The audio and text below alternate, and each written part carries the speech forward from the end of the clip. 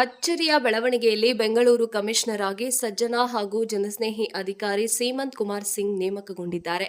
ಸೀಮಂತ್ ಕುಮಾರ್ ಸಿಂಗ್ ಅವರು 1996ರ ಬ್ಯಾಚ್ನ ಐಪಿಎಸ್ ಅಧಿಕಾರಿ. ಮೂಲತಃ ಬಿಹಾರದವರು. ಕಳೆದ 30 ವರ್ಷಗಳಿಂದ ಕರ್ನಾಟಕ ಕೇಡರ್ನಲ್ಲಿ ಸೇವೆ ಸಲ್ಲಿಸುತ್ತಿದ್ದಾರೆ. ಇದೀಗ ಅವರು ಬೆಂಗಳೂರು ನಗರದ 39ನೇ ಪೊಲೀಸ್ ಆಯುಕ್ತರಾಗಿ ನೇಮಕಗೊಂಡಿದ್ದಾರೆ. ರಾಜ್ಯದಲ್ಲಿ ವಿವಿಧ ಪೊಲೀಸ್ ಹುದ್ದೆಗಳನ್ನು ನಿಭಾಯಿಸಿರುವ ಸೀಮಂತ್ ಕುಮಾರ್ ಆರಂಭದಲ್ಲಿ ದಕ್ಷಿಣ ಕನ್ನಡ ಜಿಲ್ಲೆಯ ಪೊಲೀಸ್ ವರಿಷ್ಠಾಧಿಕಾರಿಯಾಗಿ 2000 ಇಸವಿಯಲ್ಲಿ ಕರ್ನಾಟಕಕ್ಕೆ ನಿಯೋಜನೆಗೊಂಡರು.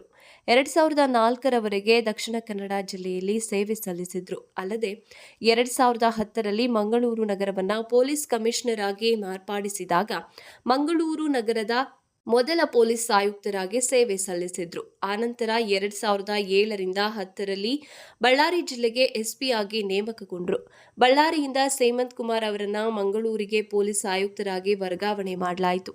ನಂತರ ಮಂಡ್ಯ, ಕೊಡಗು ಜಿಲ್ಲೆಯ ಎಸ್ಪಿ ಆಗಿ ಸೇವೆ ಸಲ್ಲಿಸಿದ್ರು. ಉಡುಪಿ ಭಾಗದಲ್ಲಿ ಆಂಟಿ ನಕ್ಸಲ್ ಫೋರ್ಸ್ ಕಮಾಂಡರ್ ಆಗಿಯೂ ಕಾರ್ಯನಿರ್ವಹಿಸಿದ್ದಾರೆ. ಸೀಮಂತ್ ಕುಮಾರ್ ಅವರನ್ನ 2020ರಲ್ಲಿ ಮಂಗಳೂರು ವಿಭಾಗದ ಪಶ್ಚಿಮ ವಲಯದ ಐಜಿಪಿಯಾಗಿ ನೇಮಿಸಲಾಗಿತ್ತು. ಆದರೆ ಆ ಹುದ್ದೆಯನ್ನ ಸ್ವೀಕರಿಸಲು ಸೀಮಂತ್ ಕುಮಾರ್ ನಿರಾಸಕ್ತಿ ತೋರಿಸಿದ್ರು. ಹೀಗಾಗಿ ಅವರನ್ನ ಬೆಂಗಳೂರಿನ ಸೆಂಟ್ರಲ್ ರೇಂಜ್ನ ಐಜಿಪಿಯಾಗಿ ನೇಮಿಸಲಾಯಿತು. ಜೊತೆಗೆ ಬೆಂಗಳೂರು ಪೂರ್ವ ವಿಭಾಗದ ಅಡಿಷನಲ್ ಪೊಲೀಸ್ ಕಮಿಷನರ್ ಆಗಿಯೂ ಸೇವೆ ಸಲ್ಲಿಸಿದ್ದಾರೆ. ಈಗ ಬೆಂಗಳೂರು ನಗರ ಪೊಲೀಸ್ ಆಯುಕ್ತರಾಗಿ ನೇಮಕಗೊಳ್ಳುವ ಮೊದಲು ಅವರು ಬೆಂಗಳೂರು ಮೆಟ್ರೋಪಾಲಿಟನ್ ಟಾಸ್ಕ್ ಫೋರ್ಸ್ ಎಡಿಜಿಪಿಯಾಗಿ ಸೇವೆ ಸಲ್ಲಿಸಿದ್ರು. 2020ರಲ್ಲಿ ದೇಶಾದ್ಯಂತ ಆಕ್ರಮಿಸಿಕೊಂಡ ಕೊರೋನಾ ಸೋಂಕಿನ ಸಮಯದಲ್ಲಿ ಸೀಮಂತ್ ಕುಮಾರ್ ಅವರು ಬಿಹಾರ ಮತ್ತು ಜಾರ್ಖಂಡ್ನಿಂದ ಬೆಂಗಳೂರಿಗೆ ವಲಸೆ ಬಂದಿದ್ದ ವಲಸಿಗ ಕಾರ್ಮಿಕರಿಗೆ ನೆರವು ನೀಡುವುದರ ಮೂಲಕ ನೋಡಲ್ ಅಧಿಕಾರಿಯಾಗಿದ್ರು.